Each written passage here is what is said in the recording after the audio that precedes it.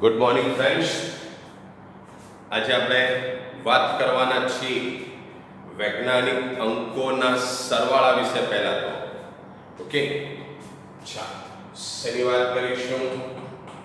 વૈજ્ઞાનિક અંકોના સરવાળાની વાત કરીશું. એક ઉદાહરણ લઈ લઈએ. એક્ઝામ્પલ નંબર 1, 2.5 ગુણ્યા 10 ના 8 ઘાત વત્તા 1.4 ગુણ્યા 10 નો 8 ઘાત. ઓકે મિત્રો, બે સંખ્યા અહીં તમારી સામે છે. 2.5 ગુણ્યા 10 નો 8 વત્તા 1.4 ગુણ્યા 10 નો 8 ઘાત.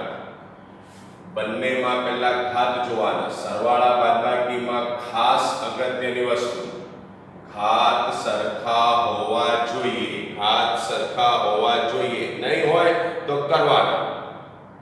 દાખલા તરીકે અહીંયા 10 નો 8 ઘાત, અહીંયા 10 નો 8 ઘાત, એટલે ઘાત સમાન છે.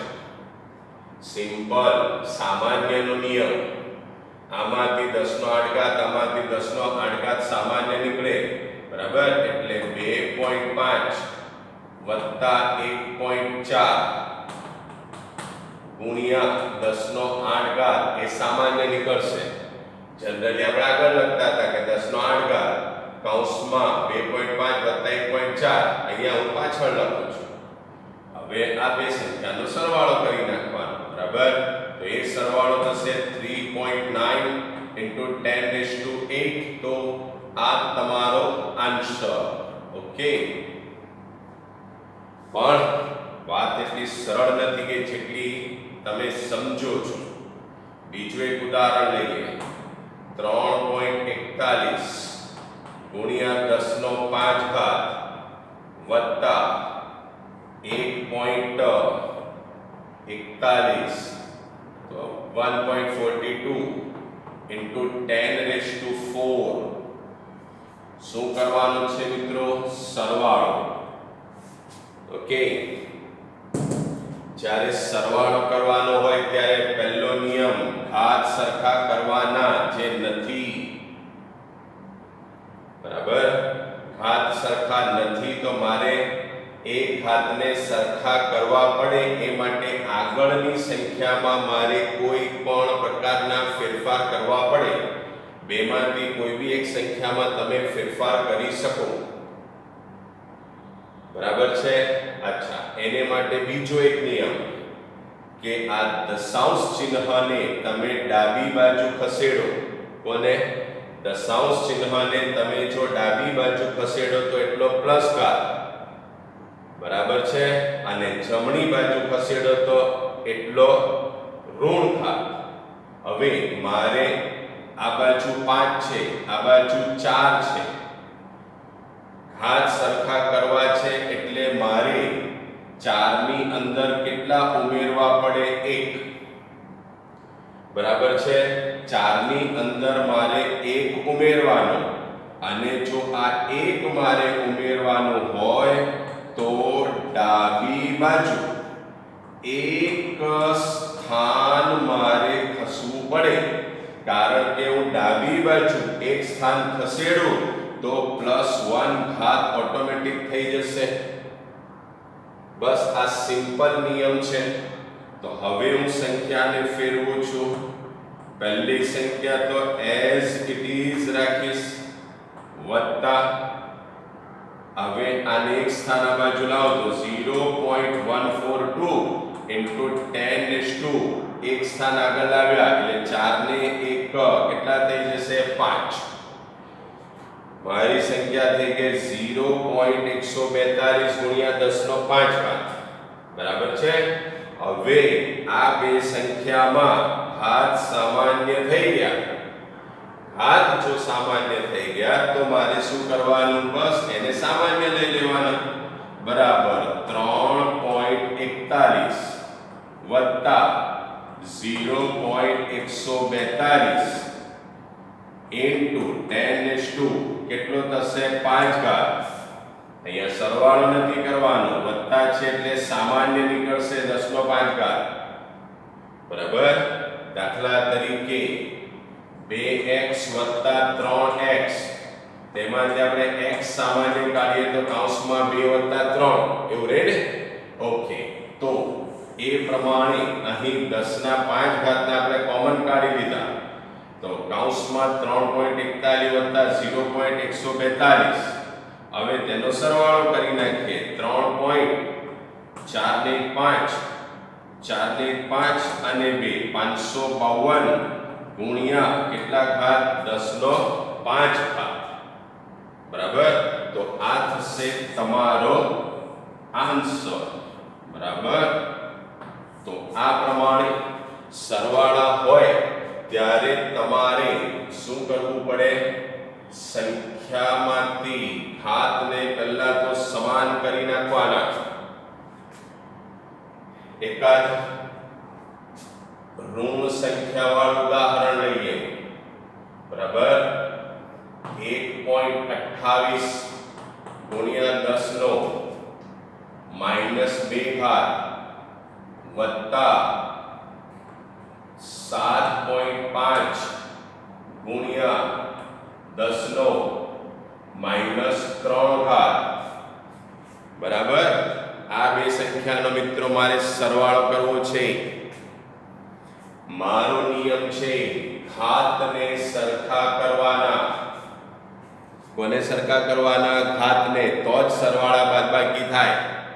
અહીંયા -2 છે, અહીંયા -3 છે. જો મારે સરવાળો કરવો હોય તો બંનેને સરખા કરવા પડે.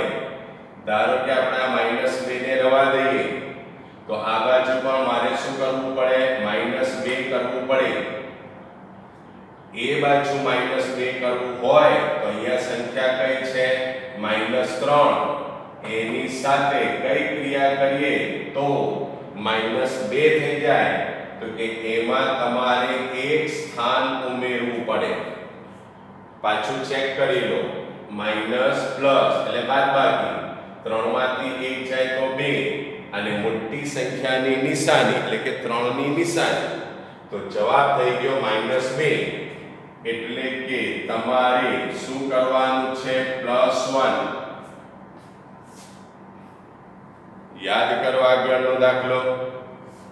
+1 કરવું હોય તો કઈ બાજુ જવાનું? ડાબી બાજુ જવાનું. કેટલા સ્થાન જવાનું? તો +1 કરવાનું છે તો એક સ્થાન દશાંશને તમારે ખસેડવાનો. બે સ્થાન જો +2 હોતે તો બે સ્થાન ખસેડતે, +3 હોતે તો 3 સ્થાન ખસેડતે. ખ્યાલ આવે છે? ઓકે, હવે આ સંખ્યામાં જે દશાંશ છે એને ડાબી બાજુ અને એક સ્થાન મારે ખસેડવાનું. એટલે મારી જે સંખ્યા થશે 0.75. સમજ પડી ગઈ? આને એક સ્થાન આગળ ખસેડ્યું ગુણ્યા 10 નો -2 થઈ જશે.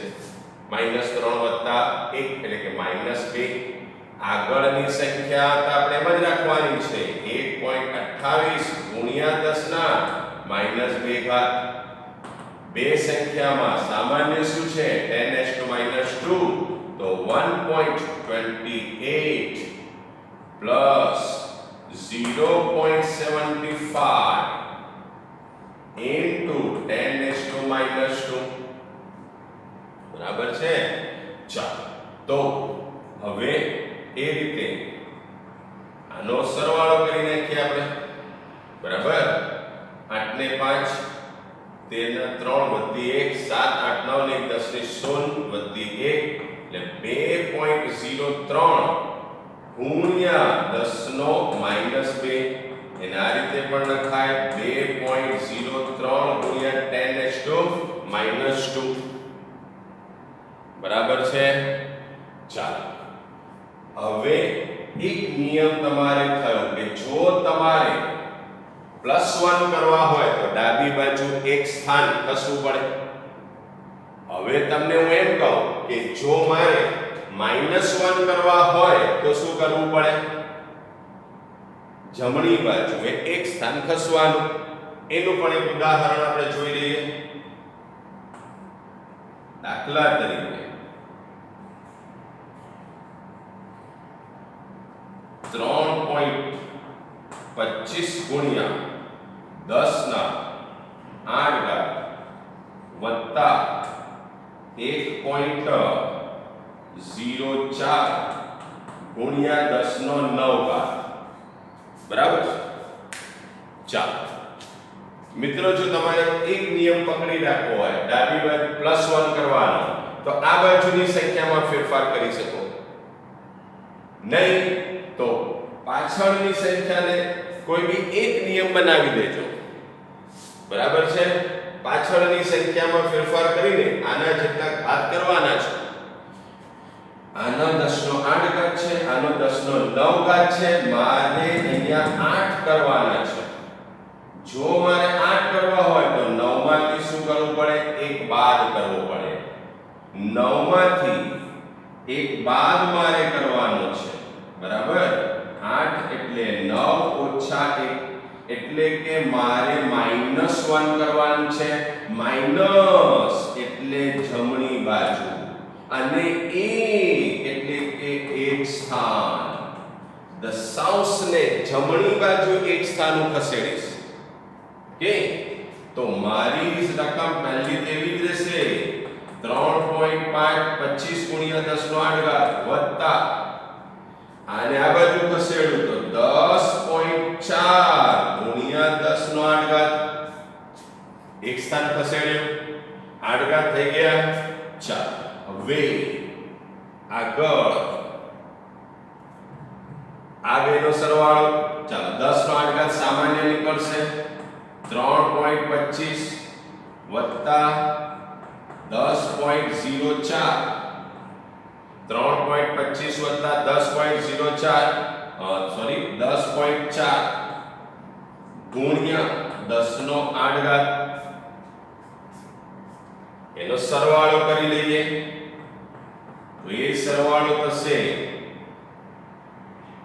13.65 ગુણ્યા 10 નો 8 ઘાત, બરાબર। હજુ એક વસ્તુ તમે કરી શકો, 13 છે ને, આપણને તો દશાંશની આગળ એક જ આંકડો જોઈએ, તો 1.365 ગુણ્યા 10 નો એક સ્થાન આમ ખસેડ્યું તો ડાબી બાજુ એક સ્થાન એટલે +1 એટલે કે 10 નો કેટલો ઘાત થઈ જશે? 9 ઘાત। 1.365 ગુણ્યા 10 નો 9 ઘાત એ તમારો શું છે મિત્રો? આન્સર, બરાબર। આ થઈ વાત વૈજ્ઞાનિક અંકોના સરવાળા વિશેની। એ જ સેમ પદ્ધતિ વૈજ્ઞાનિક અંકોની બાદબાકી માટે વપરાય છે, પણ નિયમ એક જ, સરવાળો હોય કે બાદબાકી હંમેશા 10 ની જે ઘાત છે તે બંને બાજુ સમાન હોવી જોઈએ, નહીં હોય તો સમાન કરવાની, બરાબર।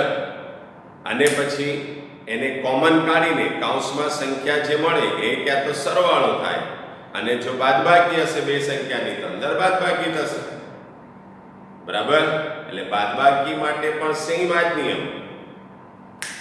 બીજી વસ્તુ, ડાબી બાજુ તમારે ખસવું છે, કેટલા સ્થાન ખસવું છે, જમણી બાજુ ખસવું છે, કેટલા સ્થાન ખસવું છે, એ પ્રમાણે તમારે ધ્યાન રાખવાનું।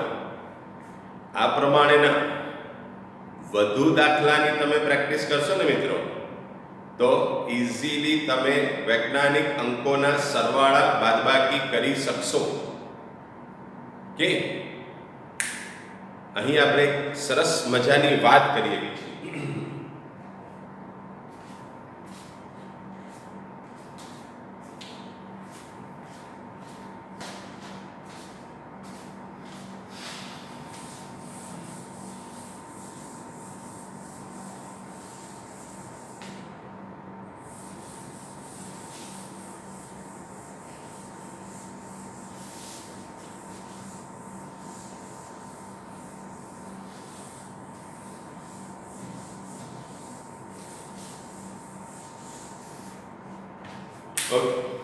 હવે આપણે વાત કરીશું વૈજ્ઞાનિક અંકોની બાદબાકી વિશે મિત્રો, પણ એ પહેલા પ્લસ માઇનસ વિશે તમે જાણો છો એ થોડુંક રિપીટ કરીએ અને એના ઉપરથી બહુ અગત્યની વસ્તુ, સરસ વસ્તુ તમારે જાણવાની છે.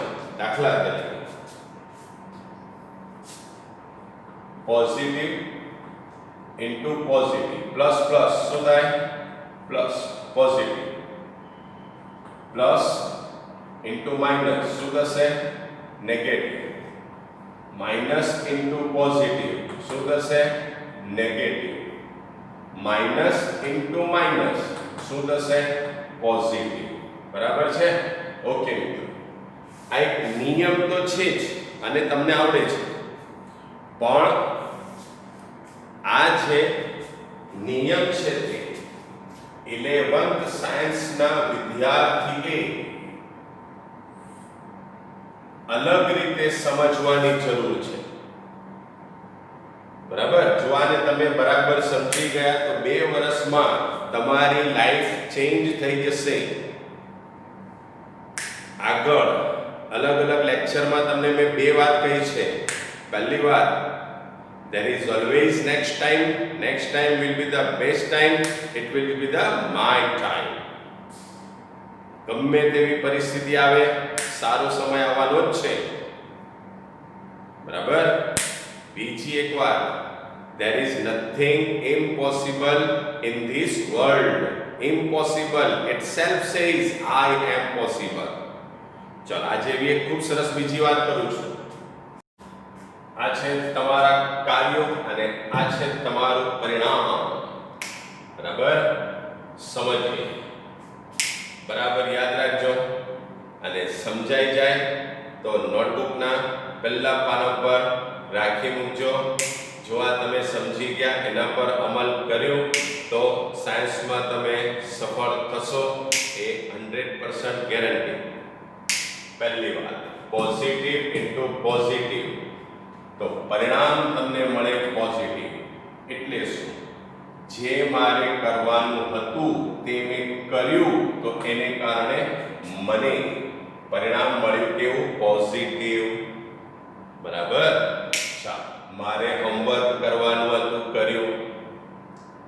મારે ક્લાસની અંદર જે ચાલે છે તેને ધ્યાન આપવાનું હતું, તે ધ્યાન આપ્યું. હાલમાં વિડીયો જોવાના છે એને મેં 2 વાર 3 વાર જોયા, બરાબર સાંભળ્યા. આ ઉપરાંત જ્યારે જ્યારે એક્ઝામ આવે, રેગ્યુલર મેં એક્ઝામ આપી, રેગ્યુલર હું સ્કૂલે ગયો અથવા તો રેગ્યુલર મેં પ્રેઝન્સ આપી, પ્રેક્ટિકલથી માંડી બધી જ વસ્તુ, એન્ટ્રન્સની બરાબર તૈયારીઓ કરવાની. તો આ બધી આપણી ફરજોમાં છે. તો આપણે જે કંઈ કરવાનું છે તે આપણે કરીએ તો પરિણામ કેવું આવવાનું? પોઝિટિવ. બરાબર છે? ઓકે. બીજી વાત, positive negative it is equal to negative. સમજો, જે મારે કરવાનું હતું તે મેં નહીં કર્યું, જે મારે કરવાનું હતું તે મેં નહીં કર્યું અથવા ઓછું કર્યું તો પરિણામ કેવું આવ્યું? નેગેટિવ. હોમવર્ક બરાબર નહીં કર્યું, કોઈ વાર આળસ આવી ગઈ, વધતું ગયું, પરીક્ષાઓ રેગ્યુલર નહીં આપી, વાંચન રેગ્યુલર નહીં કર્યું, વિડીયો રેગ્યુલર મેં નહીં જોયા, એના પછી જે હોમવર્ક કરવાનું હતું તે મેં બરાબર રેગ્યુલર નહીં કર્યું, સ્કૂલે આવવા જવાનું, બરાબર જે મારે કરવાનું હતું તે મેં નહીં કર્યું, એને કારણે પરિણામ કેવું થઈ જવાનું? નેગેટિવ. નક્કી જ છે મિત્ર આ બધી વસ્તુ. હવે જોજો ત્રીજી વાત, negative into positive is equal to negative. જે મારે નહીં કરવાનું હતું તે મેં કર્યું. મારે મોબાઈલનો વધારે પડતો મિસયુઝ નથો કરવાનો, તે મેં કર્યો. હવે મોબાઈલની વાત આવે એટલે તરત વિડીયો અને ઓનલાઈન ટીચિંગની વાત આવે. મિત્રો, આપણી પાસેની વસ્તુનો આપણે ઉપયોગ સી રીતે કરીએ છીએ, ધેટ ઇઝ ઇમ્પોર્ટન્ટ. કિચનમાં તમારી મમ્મી પાસે ચપ્પુ હોય છે તો એ તમને કંઈ મારી નથી દેતી કે આજુબાજુ ચપ્પુ લઈને લડવા નથી જતી. કેમેસ્ટ્રી લેબમાં અસંખ્ય ઝેરી રસાયણો હોય છે તો કેમેસ્ટ્રીના શિક્ષકો કઈ રીતે કોઈને હાનિ પહોંચાડતા નથી. સાચી વાત છે. ઇવન તો સાપની પાસે ઝેરી ગ્રંથિ છે, ઝેર છે, તો બધાને મારવા નથી આવતો, એને નુકસાન કરે, એને જ હેરાન કરે છે. એટલે તમે વસ્તુનો ઉપયોગ કેવો કરો છો ધેટ ડિપેન્ડ્સ અપોન યુ. બરાબર છે? રામ અને રાવણ આપણા બધામાં જ છે, પણ આપણે કેટલું રામના પથ પર ચાલીએ છીએ ધેટ ઇઝ ઇમ્પોર્ટન્ટ.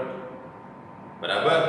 આપણે વિડિયો લેક્ચર જોવા માટે કે એજ્યુકેશન માટે ઉપયોગ કરીએ અને ત્યારબાદ વોટ્સએપ માટે કે ફેસબુક માટે કે ટ્વિટર માટેનો ઉપયોગ નહીં કરીએ તો એ સારું જ છે. સાચી વાત છે? ઓકે, તો જે મારે નહીં કરવાનું હતું તે મેં કર્યું.